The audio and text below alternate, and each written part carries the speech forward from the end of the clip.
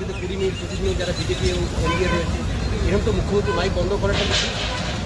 এটা তিনি বলছেন। হ্যাঁ, তিনি মুখ্যমন্ত্রী। ভিতরে আপনিও ছিলেন না, ভিতরে আমিও ছিলাম, এবং আমি বিশ্বাস করি যে ভারত সরকারের কোনো মন্ত্রক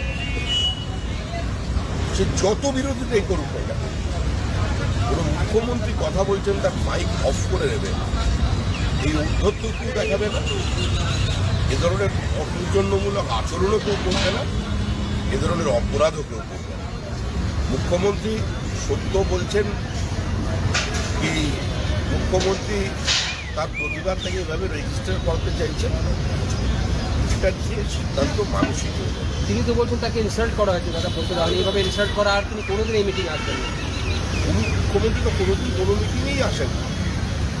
উনি এবারে এসেছিলেন সর্বভারতীয় রাজনীতিতে অনেকদিন অপ্রাসঙ্গিক আছেন, প্রাসঙ্গিকতা পাওয়ার জন্য তিনি এসেছিলেন।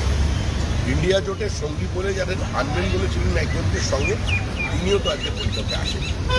একদিকে তিনি কংগ্রেসকে বার্তা দিচ্ছেন, আবার অন্যদিকে তিনি নিজেকে একজন সর্বভারতীয় নেত্রী হিসেবে প্রতিষ্ঠা দিতে চাইছেন, দুটো একসঙ্গে হয়। উনি বিজেপিকেও কি বার্তা দিচ্ছেন কি দেখুন কোনো মুখ্যমন্ত্রী এলো না, কিন্তু তিনি এসেছেন এই মিটিংয়ে? মুখ্যমন্ত্রী বিজেপি বিরোধিতার জন্যই মিটিংয়ে এসেছেন।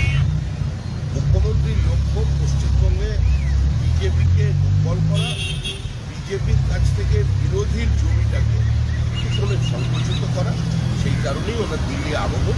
উনি এটা করবেন, এটা ভেবেই উনি এসেছিলেন, এবং উনি এরকম করে থাকেন।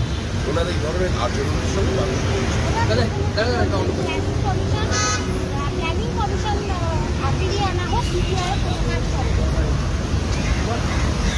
তাহলে উনি এসেছিলেন না। উনি যখন প্রধানমন্ত্রী হবেন তখন আবার করে নেবেন।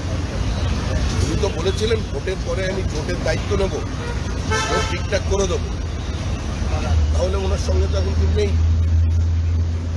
উনি যখন প্রধানমন্ত্রী হয়ে যাবেন, প্রতিবারই ভোটের আগে বলেন, তখন উনি নীতি আয়োগ বদল করে আবার প্ল্যানিং কমিশন পেয়ে যান।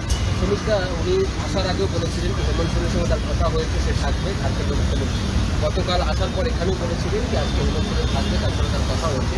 কিন্তু আজকে আমরা হেমন্ত সোরেনকে দেখলাম, হেমন্ত সোরেন মুখ্যমন্ত্রীর সঙ্গে কথা বলে আসবেন বলেছেন, তারপরেও সে উপস্থিত হলো না, রাঁচিতে আছে। দেখুন, মুখ্যমন্ত্রী চেয়েছিলেন তার সঙ্গে সংহতি কেউ একজন থাকবে, কিন্তু অন্যান্য আঞ্চলিক দলেরও মুখ্যমন্ত্রীর এই ইরাটিক পলিটিক্যাল স্ট্যান্ডের উপরে কোনো আস্থা নেই। হেমন্ত সোরেন না এসে সেটাই প্রমাণ করবে।